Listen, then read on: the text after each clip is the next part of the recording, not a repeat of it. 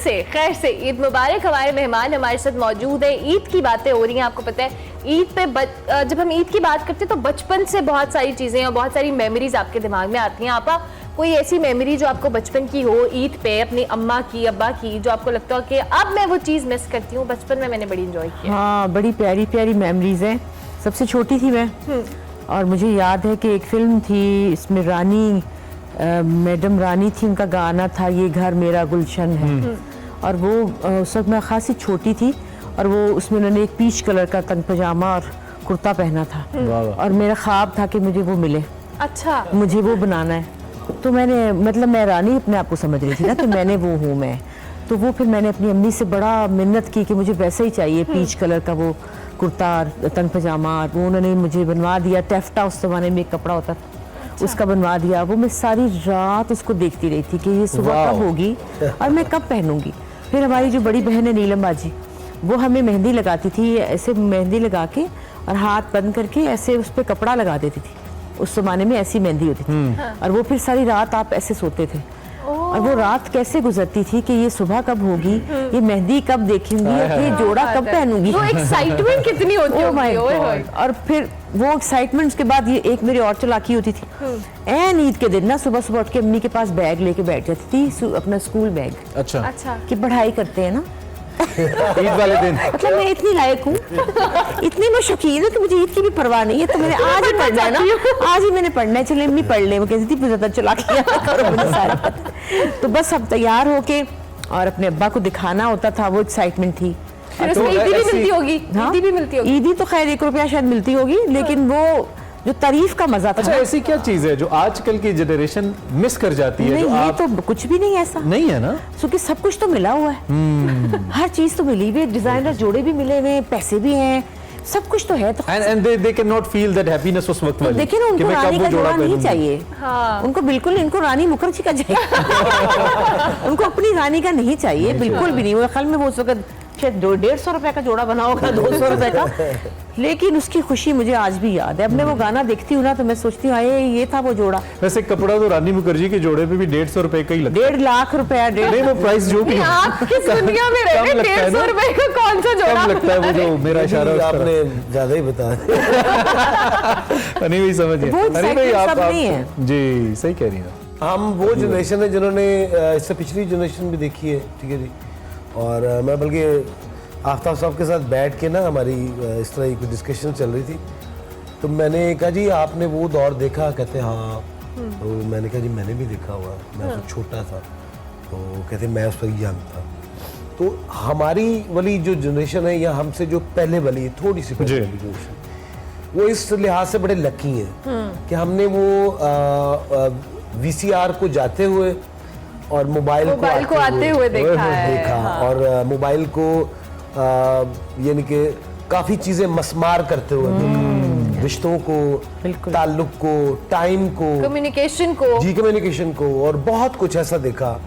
तो वो ग्राउंड्स में जब हम लोग स्कूल गोइंग थे मेरे ख्याल, तो हम लोग ग्राउंड्स भरी होती थी, क्रिकेट का दौर होता था। आज भी है, लेकिन वो आज मोबाइल पे भी क्रिकेट खेलने आज बच्चों को मोबाइल जो है ना वो है बड़े बाद अब हमारे बच्चे, क्योंकि मोबाइल झुक के देखना पड़ता है। डाउन टू अर्थ है। हाँ, डाउन टू अर्थ है, लेकिन वो ये है कि वो फीलिंग्स, वो टाइम बच्चों का माँ बाप के साथ, माँ बाप का बच्चों के साथ, बहन भाइयों का आपस में, हम उन तमाम रिश्तों को अवॉइड करते हुए और ख़राब करते हुए चले जा रहे हैं। एक और भी चीज़ हुआ करती थी, नहीं तो खैर बहुत छोटा है मेरे से, लेकिन फिर भी कि जो हमसायों के घर जाकर ना, हमसायों के घर जाके ईदी लेनी होती थी ना, फकीरों की तरह चले जाते थे ना, टारगेट कर रहे फलानी खाला, चल ये तैयार होके छोटी सी पर्ची लेके खड़े हैं ना कि अब ये दे ना, देते क्यों नहीं?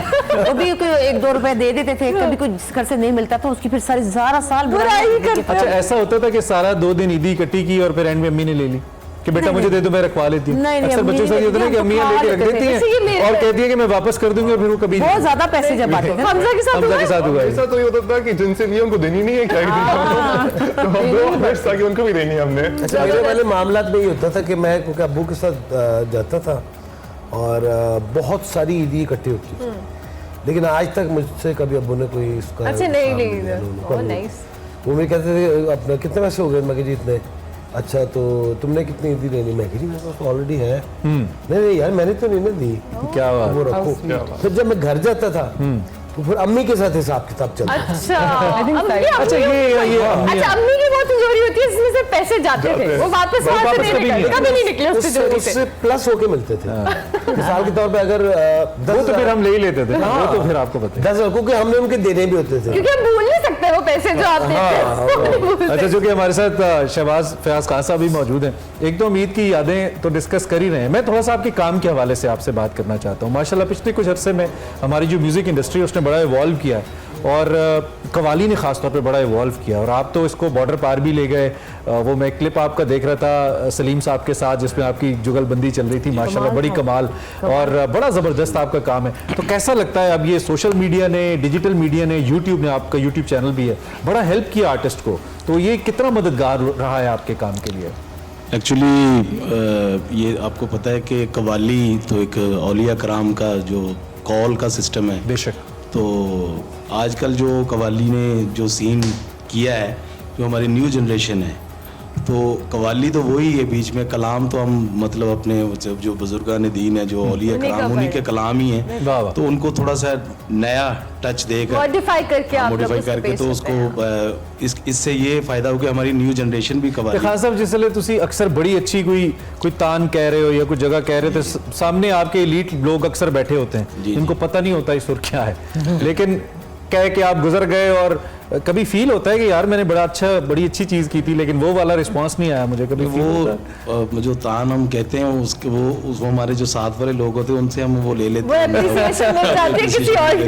वैसे भी जो इनका काम है ना, जहाँ ये करके आना था ना वहाँ ये करके आ गए, बता दिया इन्होंने कि हमें ये आता है, वहाँ पूरे हुए, बस जबरदस्त की बात।